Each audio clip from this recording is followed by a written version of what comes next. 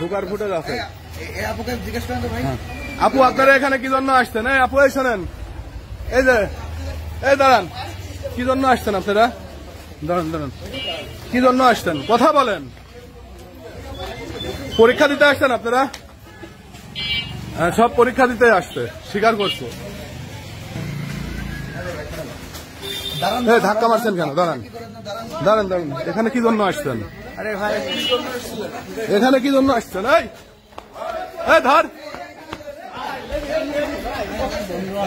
দাঁড়ান। আপনার কোন বন্ধু আছে? কে? আপনি লেখাপড়া করেন কোথায়? খাবেন? আমার বন্ধু আছে। এখানে কি জন্য আসছেন? ওই ধরেন।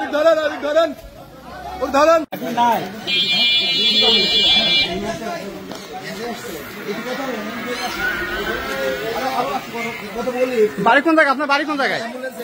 কুষ্টিয়া কোন জায়গায়? দাঁড়ান। আমাকে ধরছেন, আরো তো মানুষ আছে, অ্যাডমিট কোথায়? আরো মানুষ কারা আছে?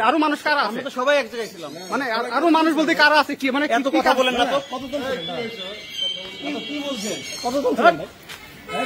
আপনি ধাপি মানে কেন? দাঁড়ান, আপনার ভালো কথা জিজ্ঞাসা করছেন। আপনি আমাকে আটকাছেন কেন? না আটকাছেন না, আপনার মানে কেন আছে?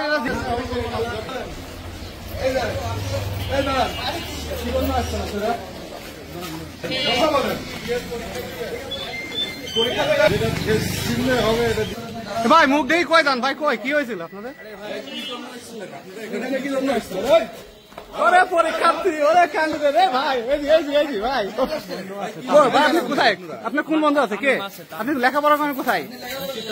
হ্যাঁ, এখানে বন্ধু আছে। আরে পরীক্ষার্থী,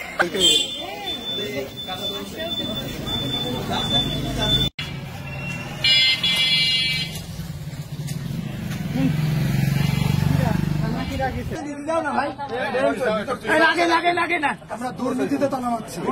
আমরা দুর্নীতি প্রশাসনের বিরুদ্ধে, এই আমলার বিরুদ্ধে, এই আরবের বিরুদ্ধে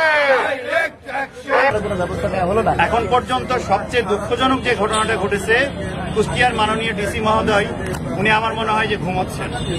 উনি কমপ্লিটলি কুষ্টিয়াতে বসে ঘুমোচ্ছেন। এত বড় দুর্ঘটনা, এত বড় দুর্নীতি কুষ্টিয়াতে ঘটে গেল, এটার জন্য উনি কার্যকরী কোনো পদক্ষেপ উনি নেননি। এজন্য আমরা তার কাছে জবাবদিহিতা চাইব। কুষ্টিয়া সিভিল সার্জনের যে নিয়োগ পরীক্ষা হয়েছে, এই নিয়োগ পরীক্ষার ঠিক 10-15-20 দিন আগে থেকে আমরা একটা গুঞ্জন শুনছিলাম যে 15 থেকে 20 লক্ষ টাকা এবং তারও বেশি টাকার বিনিময়ে এখানে নিয়োগ পরীক্ষায় যারা শিক্ষার্থী আছে তাদের কাছ থেকে নিয়ে তাদের চাকরি দেওয়া হবে। আসলে আমাদের কাছে কোনো প্রমাণ না থাকার কারণে আমরা তখন কোনো অবস্থা নিতে পারি না, কিন্তু আমরা দেখেছি যে গতকাল পরীক্ষার আগে ঠিক সকালবেলা আমরা একটা ভিডিও দেখেছি, যেটা সাংবাদিকদের মাধ্যমে আমাদের কাছে উঠে এসেছে যে কুষ্টিয়া সদর হসপিটালের যে আরএমও, তার বাসায় আগের দিন অর্থাৎ 23 তারিখ রাত থেকে যারা টাকার বিনিময়ে চাকরি প্রত্যাশী যারা ছিল তাদেরকে আগের রাতে নিয়ে গিয়ে তাদেরকে প্রশ্ন দেওয়ার মাধ্যমে তাদেরকে প্রিপেয়ার করা হয়েছে, তাদেরকে পরীক্ষা নেওয়া হয়েছে তার বাসায় এবং পরবর্তীতে সকালে হলে তাদেরকে পাঠানো হয়েছে। এই ভিডিও আমাদের কাছে আছে এবং তাদেরকে অ্যাম্বুলেন্সের মাধ্যম পর্যন্ত তাদেরকে ওখানে নিয়ে আসা হয়েছে, আমরা সেটা দেখেছি। এবং আমাদের কর্মসূচি মূলত এখানে আজকে যে নিয়োগ পরীক্ষা হয়েছে, এই নিয়োগ পরীক্ষা বাতিল করতে হবে, এই ফলাফল বাতিল করতে হবে, এই পরীক্ষা পুনরায় নিতে হবে এবং এর সাথে যারা জড়িত, এই দুর্নীতি করার 5 আগস্টের পরে যারা এই ধরনের দুর্নীতি এবং জুলাই গণঅভ্যুত্থানের সাথে যারা গাদ্দারি করছে তাদের বিরুদ্ধে আমাদের অবস্থা। যারা সিভিল সার্জনে আবেদন করেছিলেন সেই সমস্ত জাগ্রত বিবেক ছাত্র সমাজকে, যারা আজকে এই সিভিল সার্জনের সামনে এসে প্রতিবাদ জানাতে এসেছে এবং অবিলম্বে তারা গতকালকে কুষ্টিয়া সদর জেনারেল হসপিটালের আরএমওর বাসায় অনুষ্ঠিত হয়েছে সিভিল সার্জনের যে নিয়োগ পরীক্ষা, এই দুর্নীতিগ্রস্ত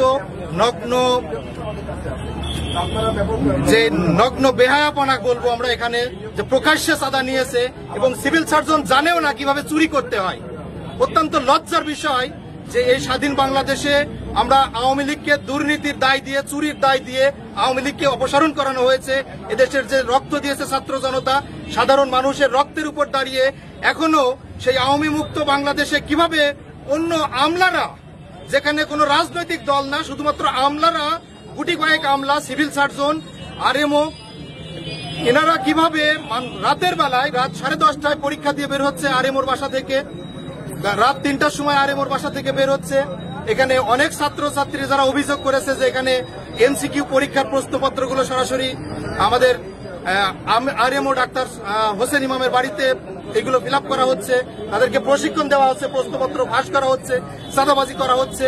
আমরা এগুলোকে ধিক্কার জানাই, নিন্দা জানাই এবং অবিলম্বে জেলা প্রশাসন, পুলিশ প্রশাসন সহ সংশ্লিষ্ট কর্তৃপক্ষের কাছে আমরা দাবি রাখবো যে এই দুর্নীতিগ্রস্ত এবং এই প্রশ্নপত্র বিক্রির পরীক্ষাকে বাতিল ঘোষণা করতে হবে এবং কোনো মতেই আজকে কুষ্টিয়ার সাধারণ জনগণ, কুষ্টিয়ার চাকরি প্রত্যাশী ছাত্রছাত্রীরা এই পরীক্ষাকে মেনে নেবে না। আমি ক্যান্ডিডেট ছিলাম স্বাস্থ্য সহকারী পদে। এখানে দাঁড়ানোর উদ্দেশ্য একটাই যে আপনারা ইতিমধ্যে জানছেন যে সিভিল সার্জনের পরীক্ষায় যে দুর্নীতি হয়েছে, এক কথায় ওষুধ বিক্রি হয়েছে, এক কথায় সেটা একবারই স্পষ্ট। এখন আমাদের এখানে দাঁড়ানোর উদ্দেশ্য একটাই যে এই নিয়োগ পরীক্ষাটা অবিলম্বে বাতিল করতে হবে এবং পুনরায় নিয়োগ পরীক্ষা নিতে হবে, সেটা সুষ্ঠুতার ভিত্তিতে এবং মেধার ভিত্তিতে যেন নিয়োগ হয়। এটাই আপনার নাম?